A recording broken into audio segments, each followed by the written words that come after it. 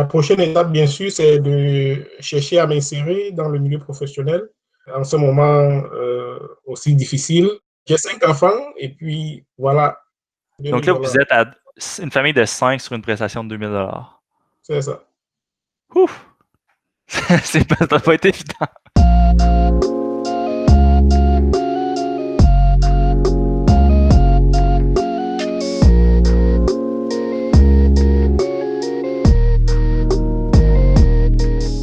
Dans ces conditions, c'est pas évident de passer les entretiens, c'est pas évident de peaufiner à la signature d'un contrat.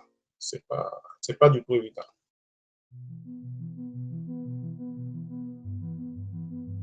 Où en es-tu? Tu as gradué.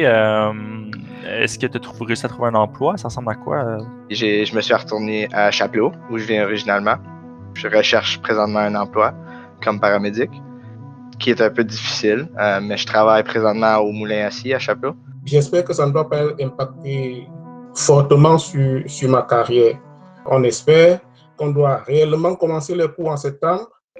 C'est normal d'avoir une petite période de flottement, mais d'habitude, les étudiants ont fait un test provincial qui était offert au mois de juin.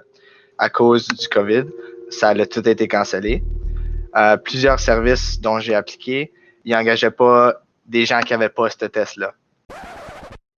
Si moi je suis étudiant, par exemple, et que je gradue en temps de pandémie, durant la COVID-19, est-ce que je suis malchanceux? Est-ce que j'ai une injustice par rapport aux autres cohortes? Tout ce que je peux mentionner, il va falloir un petit peu plus de patience, mais pas en termes d'années.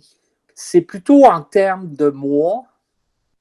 Les gens qui sont les plus affectés, je dirais, c'est tout le secteur du détail, le secteur de la restauration, les secteurs touristiques.